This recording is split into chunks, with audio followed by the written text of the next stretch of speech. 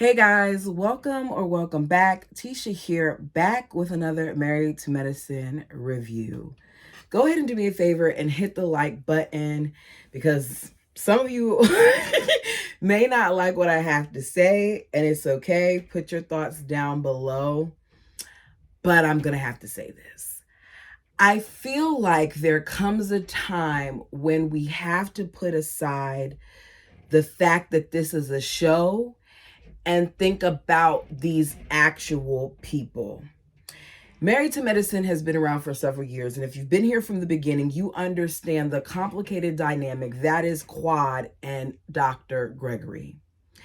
The problem that I have, and I've said it before, and I'm going to say it again today, with not just production, but with the other people who are a part of this show, is how, when it comes to Greg, they continuously do not protect her. I'm not saying that Quad was right in the things that she said. I'm not saying that her reaction was right.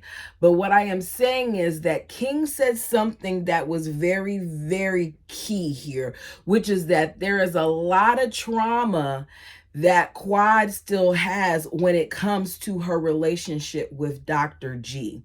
And yet all of you all knew that there was trauma there. Whether she's over the relationship or not, she still is going through effects of it, right? And I'll be honest, I don't think that she's over it. I think that she's over him, like she doesn't want to be with him. But I do not think that she has forgiven him and let go of the things that they went through in their marriage. I think that it is a lot worse than what she's told us. I think that he was very verbally, emotionally, and we saw him be financially, and I think he was physically aid towards her. I feel like the cast seems to not look at that. Like, yes, Quad is dramatic, but there is some hurt that is under that surface, that when she drank that alcohol, the liquid courage came out, and she was going to do every and anything to get under his skin the way that he's gotten under hers. They should have never allowed this man to get back on the show. But they did not put Quad, their fellow castmate, whatever you want to call her, because even if I wasn't friends with Quad, based on the information that I had about who they were past, what their dynamic looked like, then I would think, no, he shouldn't be back on this show. But that's not how these people operated. And as a result, there's a lot of hurt there. And the fact that y'all was going to kick her off the show so this man and his new wife can be there, while not taking into consideration all the things that she's been through, it has me side-eyeing every last one of them. All of the women on this franchise, all of the men on this franchise, because there's more to it than what we're being shown. In my opinion, Quad was doing too much. King, I don't really know King, but I wish he would have kind of reined her in so that she didn't say so much there. But understand, what I believe sent Quad over the edge was that when she decided to tell her truth about the marriage, which is that she's the one who initiated the divorce, and Sweet Tea tried to chime in like she understood what was going on, when Quad was trying to lay out the facts, even though it was wrong the way she did it, the tone, to turn around, all that other stuff, I think that Sweet Tea hit a button in saying what she said, because it goes back to the false narratives that he's been putting out for all these years, and the way that he's used his profession to hide what he truly is, which I feel like he has some issues. I feel like even the way he was talking to his wife, when he was telling her she good, and the way he was holding on to her shoulder and kind of pushing into her shoulder to get her to look at him and being all up in her face like this, babe. No, that's not okay. And even Toya saw it wasn't okay, because she said he needed a Valium. At what point do y'all step in and stop allowing the madness to go on? The only person who somewhat tried to de-escalate the situation was Contessa. Why? So, as I said, do me a favor, hit the like button. as we jump into it. So the episode started off really good. Like, it was all sugary. So we went from sugar to poop in a matter of minutes.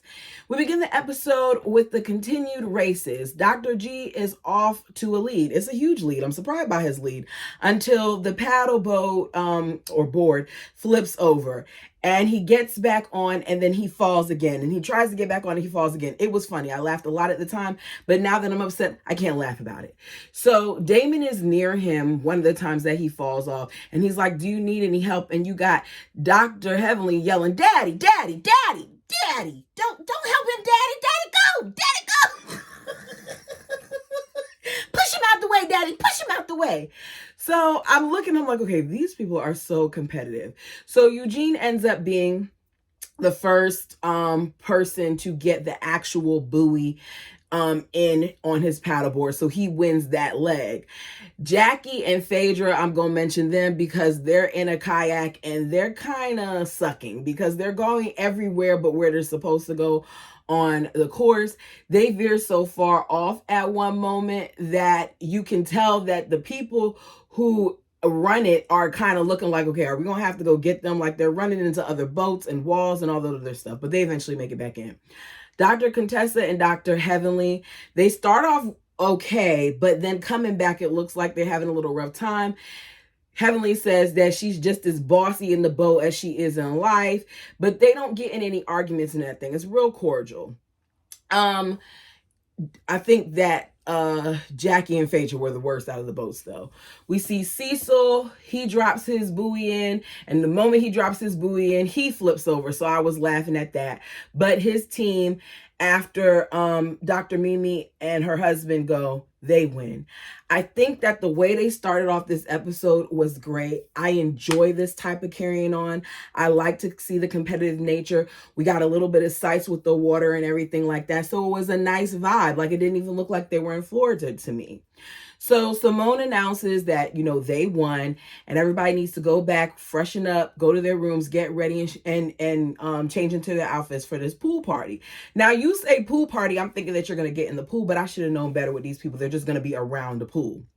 So we see Dr. G and Sweet Tea, and she's like, look, let's make this, a comfortable environment. I don't want any awkwardness. Quad and I are doing okay.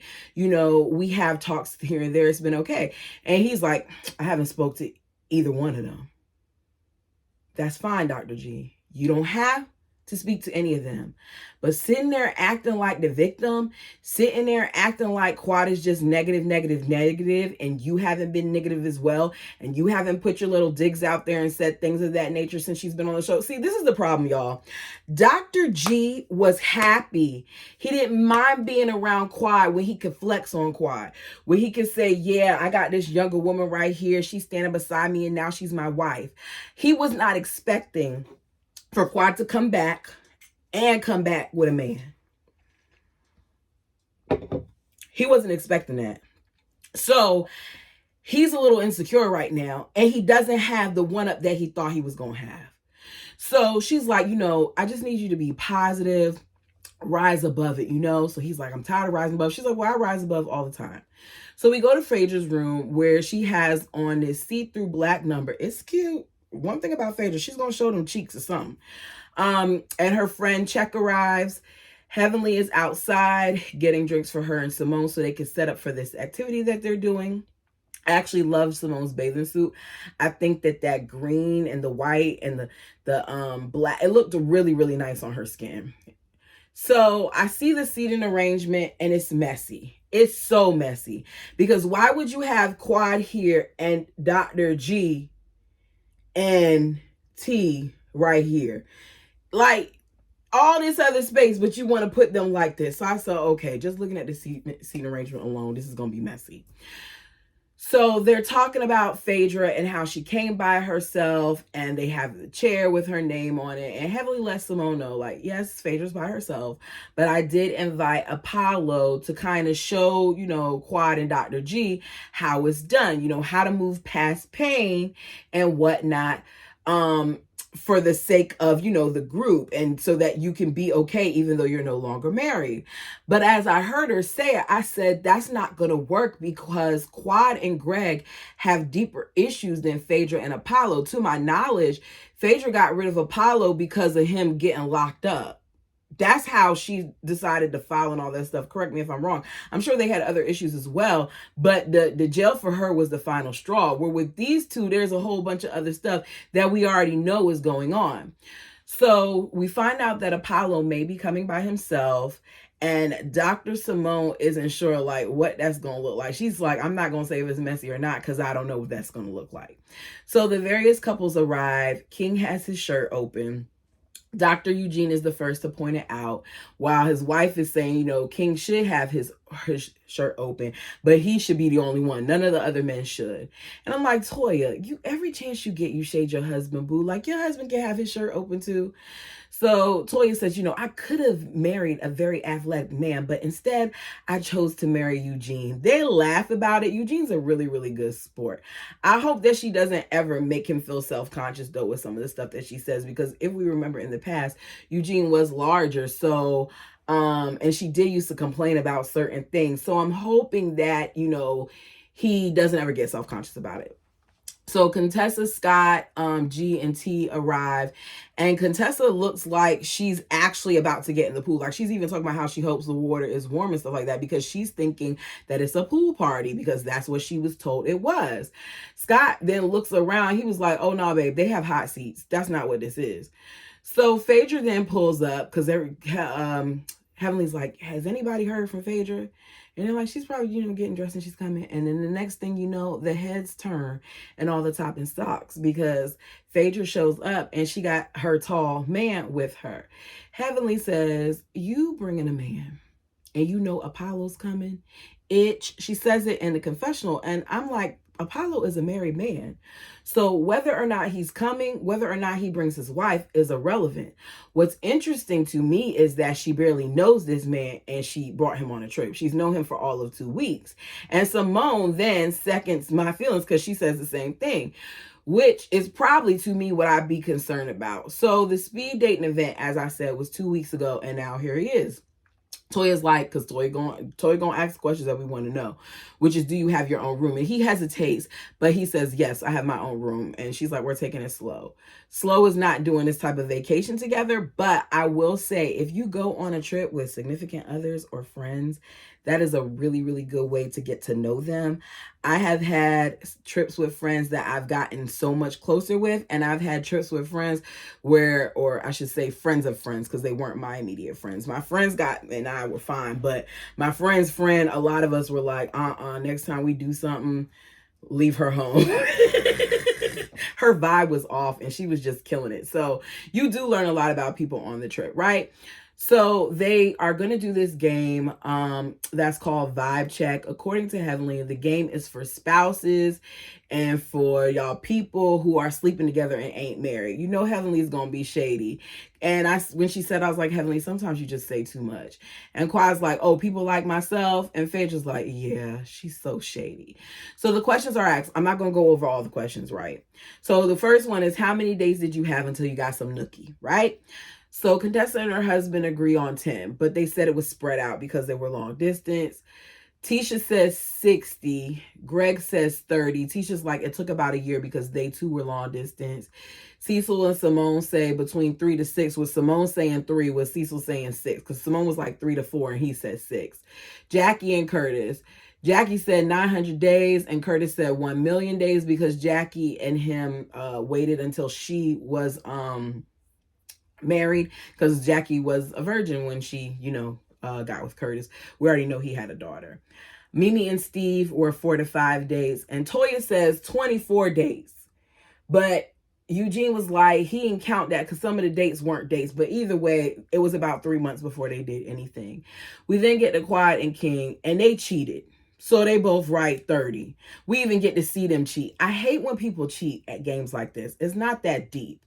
So then they ask questions about parenting styles, and it gets to King and Quad, and she says that she feels like he's going to be a just right parent. So I think it was Contessa is like, how are you answering the question you don't have any kids? And she's like, oh, he has a daughter. He has a 9-year-old daughter. And Quad tells us that King is an excellent father. And she's like, look, King is an excellent father, you know?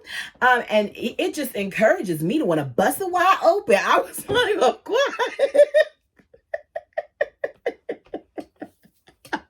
I said, okay, Quad, we're getting real graphic. So here's my question to you guys. Do you think that she was doing that because of G? Because G was right there? Yes or no? I kind of think she was. At first I didn't, but she kept going and going. I was like, oh yeah, she's trying to get under Dr. G's skin. So Sweetie is hearing this and she's nudging him. Dr. G and Eugene pointed it out. This entire time, Dr. G was getting mad. He was trying to maintain his composure, trying to make it seem like he was unbothered, but he was bothered. And Quad was bothered too. Now, I like Quad, but Quad, you are trying too hard to rub this in his face, which means a part of you is still bothered about the situation. And that's okay. Like I said, I don't think she wants the man. I think she's just upset about all that's going down. So Quad, I could tell right away was lit. Y'all don't play with rum punch when it's made right, okay? And I don't know how they made it there, but rum punch, because of how sweet it is, it will make you feel like you could just drink and drink and drink, and no, it's slamming you and you don't even realize it. And it's sweet, so it gets into your system a lot faster. So she's doing certain things, and at first, he was kissing her with free will. Then it was like, give me a kiss. So he kissed her. The next question is, how often do you have sex? They go around. Only thing to note from that to me is Simone gets up and they're like, okay, Vanna White, because she's holding her board, and it says, as often as I'm asking. She drops to her knees and then she gets up, and Curtis board said 0. not Curtis. I think Cecil says 0. I'm trying to switch partners. They get to Jackie and Curtis. His board also says 0. So Jackie's hitting him with the board. I was laughing. This was funny at first. What messed this up for me was Quad and Dr. G being so close together. And then even the way they were telling them to say their answers, like, why are you calling Dr. G right before Quad? It was just messy the way it was. So it gets to Quad and King, and he writes 15, and so does she. I said, y'all shouldn't have did this with a couple sitting right next to each other. Here's the thing, though. Even though it sounds unbelievable, I can believe it. I can believe it. And I'm saying I can believe it because of personal experience. Without going too much into detail, which is too late, I already have. My son's father used to get on my nerves with that. And I feel like they're in the early stages, so they're probably having a great time exploring each other. So she says that they do it multiple times a day. Let them have their fun. It's been a year. Or a year of them being together. We don't even know how long it's been of them doing anything. For all we know, it could have been the first day because they conferred on the answer.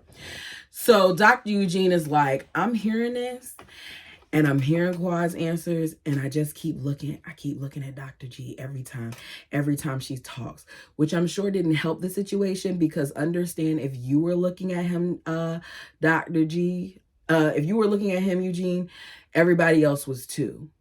So Tisha and Dr. Greg say twice a week. And Quad turns back and she said, oh, y'all have to have, more sex than just twice a week. Y'all trying to have a baby Lunsford. And I'm gonna throw the baby shower. I said, oh my God. The moment she said it, I made the craziest face, because I know Quad is drunk. And her man does too, because you can see where he's kind of like touching her knee, trying to get her attention off of that. I just wanted him to touch her and whisper in her ear, like, baby, calm down. Like, oh, baby, don't say anything. But he didn't. But I understand why, because it was kind of a lose-lose situation. Because if you pulled her away, it would have created a scene. If you either way, it was going to be a problem, because it's not a good look. It's not a good look for Quad to turn around and say anything, and it's not a good look for King not to kind of like rein her in, right? Because these are two people that shouldn't be having this conversation. And Sweetie and Greg are actively trying to have a baby, and there is some issues there. So her talking about the baby shower and throwing it, it's too much too soon. So Phaedra whispers to Chet, because he doesn't know anything, that the guy back there is her ex-husband. And Chet's facial expression was my facial expression when she first turned around and made the comment about throwing the baby shower. So Simone tells us that, you know, I feel like she's saying this crap because she's trying to get the G. And I'm going to have to agree. So they get to the most annoying habit, and King says the most annoying habit from Quad is like how quickly she goes to sleep. So Dr. Scott walks up and kind of like daps him up, and he's like, oh yeah, you put that A to sleep. It's like, what? It was funny, and Quad was real, like she was real extra with it. Like, yeah, like I said, oh my gosh. Quad's like, they're like, Quad, what's she? And she's like, I don't have to write my answer down. God has prepared me for him. My life has changed. And Toya's like, oh Lord, she's still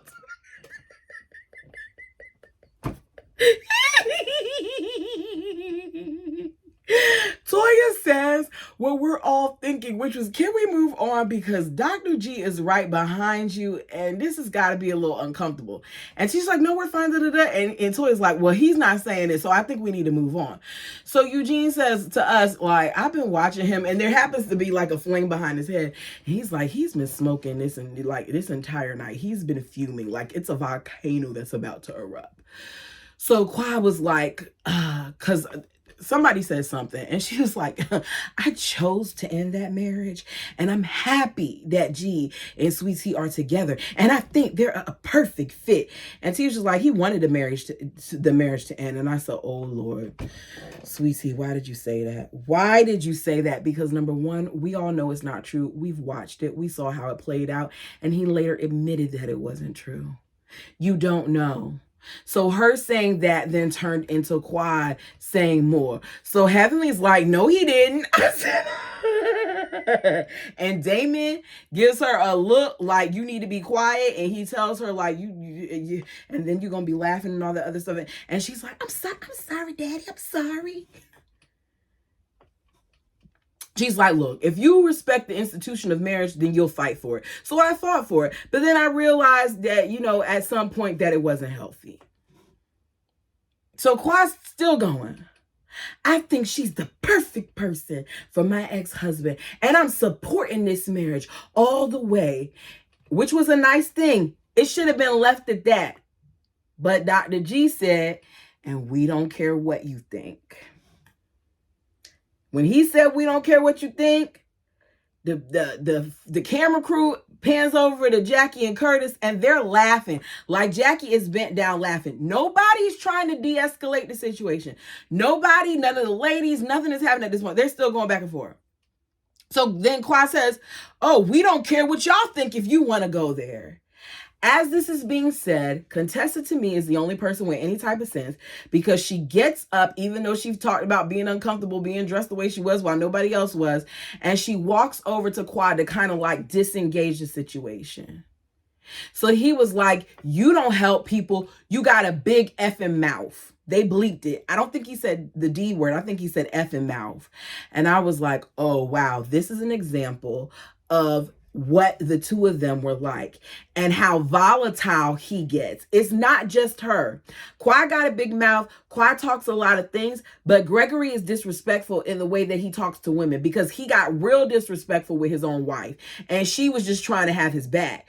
So they're going back and forth, and Quad is like, he's a narcissist. And I said, well, he is. In some instances, it might be the wrong diagnosis. We'll call him a liar. Let's call him that, a liar.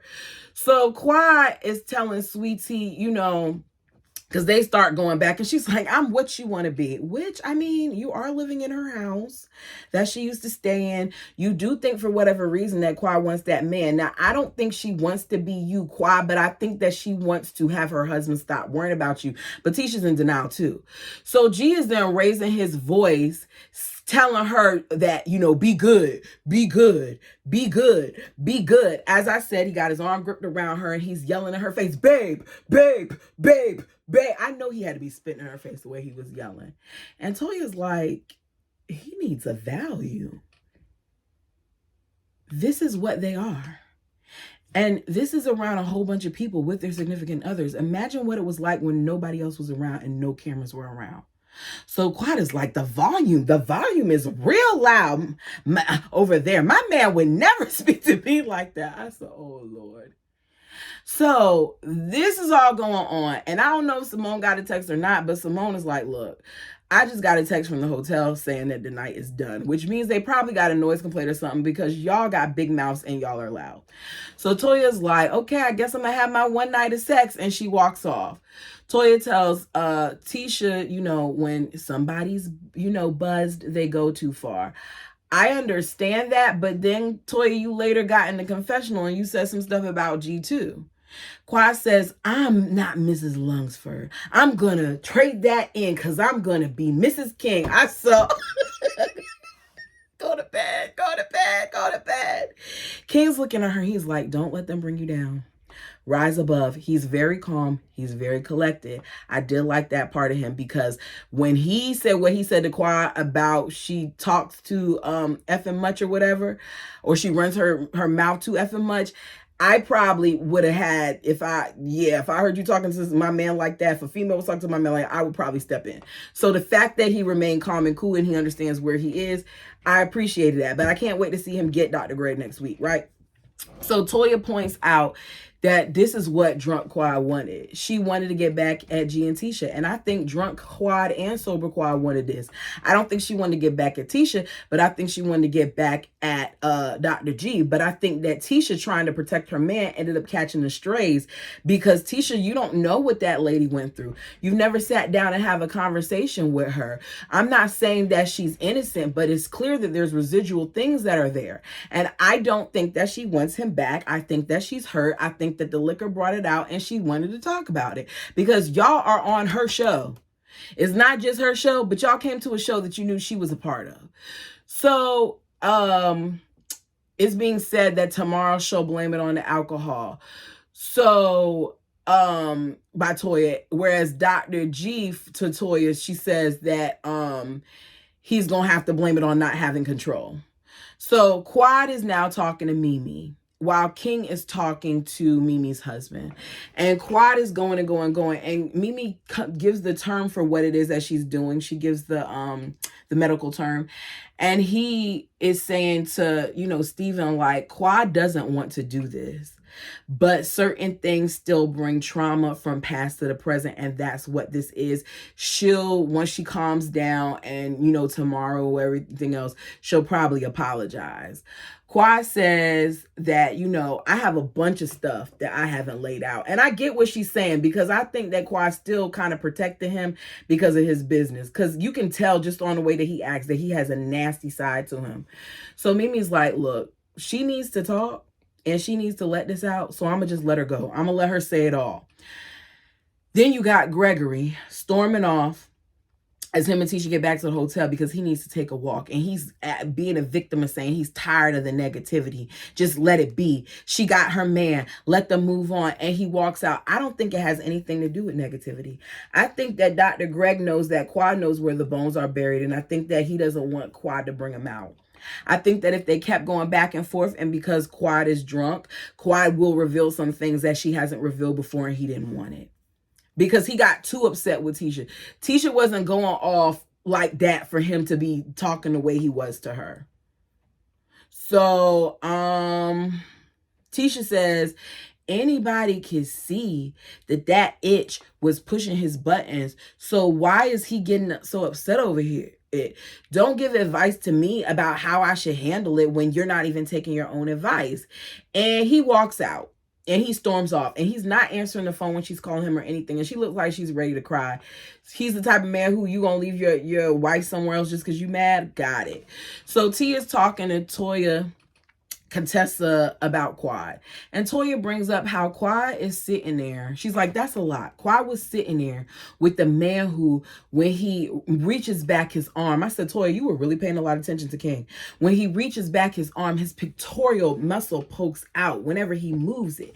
And she's sitting there now saying that she has sex with that same man whose pectoral muscle pops out 15 times a week. When she stopped having sex with Dr. G for 3 years, I said, oh. She said, you don't think that that makes him feel away? And I think that it does. But I don't care how it makes him feel because he wasn't right to Quad. So Tisha's like, no, he don't care about that. That's not what it is. That's not what it is. Sweet Tea, listen to these ladies as they talk to you. Toya points out he's jealous, which is okay because at one point he loved his wife. So Contessa's like, what today proved more than anything is that there's a lot of unsolved stuff here. And it is. Contessa's right. So she says, I don't think that that he's tired of, her negativity. I think that it's not that. And I don't think it's that either. Meanwhile, you got Damon and them sitting, Damon, Curtis, Jackie, and Heavenly. And Damon's like, it doesn't make sense for Greg to sit there through all of that. Like, if he was Greg, he probably would have left for something because it would have been too much. It's just too much pain. It's interesting how y'all can see how much pain it is for Greg, but y'all don't see that it's pain for Quad as well, because Quad went through a lot of things with this man, and as of right now, he seems to be treating his new wife better than he was treating Quad. So even though Quad don't want him, she still went through some stuff with him.